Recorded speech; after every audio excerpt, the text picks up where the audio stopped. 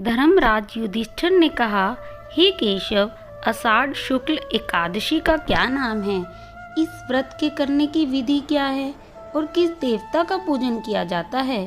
श्री कृष्ण कहने लगे, हे युधिष्ठिर, जिस कथा को ब्रह्मा जी ने नारद जी से कहा वही मैं तुमसे कहता हूँ। एक बार देवर्षि नारद जी ने ब्रह्मा जी से इस एकादशी के विषय में जानने की इच्छा प्रकट की। तब ब्रह्मा जी ने उन्हें बताया, सतयुग में मांधाता नामक एक चक्रवर्ती सम्राट राज्य करते थे। उनके राज्य में प्रजा बहुत सुखी थी, किंतु भविष्य में क्या हो जाए ये तो कोई नहीं जानता। अतः वे भी इस बात से अनभिज्ञ थे कि उनके राज्य में जल्द ही भयंकर अकाल पड़ने वाला है। उनके राज्य में पूरे 3 वर्ष तक वर्षा न होने के कारण भयंकर अकाल पड़ा। इस अकाल से चारों ओर त्राही त्राही मच गई। धर्म पक्ष के यज्ञ, हवन, पिंडदान, कथा, व्रत आदि में कमी हो गई। जब मुसीबत पड़ी हो तो धार्मिक कार्यों में प्राणी की रुचि कहाँ रह जाती है। प्रजा ने राजा के पास जाकर अपनी वेदना की दुहाई दी। राजा तो इस स्थिति को लेकर पहले से ही दुखी थे। वे सोचने लगे कि आखिर मैंने ऐसा कौन सा पाप किया है जिसका दंड मुझे इस रूप में मिल रहा है। फिर इस कष्ट से मुक्ति पाने का कोई साधन करने के उद्देश्य से राजा सेना को लेकर जंगल की ओर चल दिए। वहाँ विचरण करते करते एक दिन वे ब्रह्मा जी के पुत्र अंगिरा ऋषि के आश्रम में पहुँचे और उन्हें साष्टांग प्रणाम किया। ऋषिवर ने कुशल क्षेम पूछा।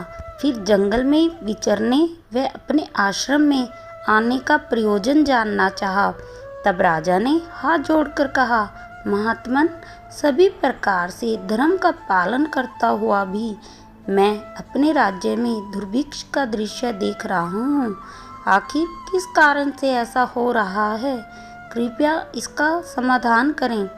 यह सुनकर महर्षि अंगिरा ने कहा, हे राजन, सब युगों से उत्तम यह सतयुग है।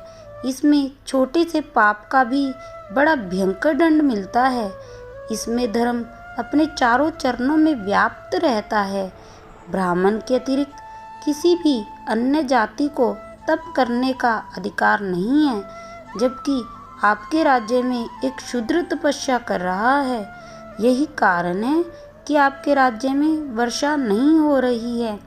जब तक वह काल को प्राप्त नहीं होगा तब तक ये दुर्भिक्ष शांत नहीं होगा। दुर्भिक्ष की शांति उसे मारने से ही संभव है।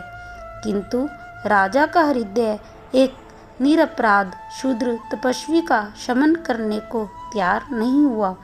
उन्होंने कहा, हे देव, मैं उस निरपराध को कैसे मार दूं? यह बात मेरा मन स्वीकार नहीं कर रहा।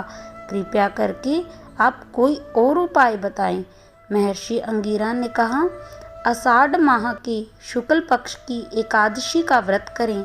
इस व्रत के प्रभाव से अवश्य ही वर्षा होगी। राजा अपने राज्य की राजधानी को लौट आए और चारों वर्णों सहित एकादशी का विधि पूर्वक व्रत किया। व्रत के प्रभाव से उनके राज्य में मूसलाधार वर्षा हुई और पूरा राज्य धन धान्य से परिपूर्ण हो गया। ब्रह्म वैवर्त पुराण में देवशयनी एकादशी के विशेष महात्म्य का वर्णन किया गया है। इस व्रत से प्राणी की समस्त मनोकामनाएं पूर्ण होती है। हरे कृष्णा दोस्तों, अगर आप आगे भी हर एकादशी को कथा व नियम जानना चाहते हैं तो हमारे चैनल को लाइक, शेयर, सब्सक्राइब करना ना भूलें।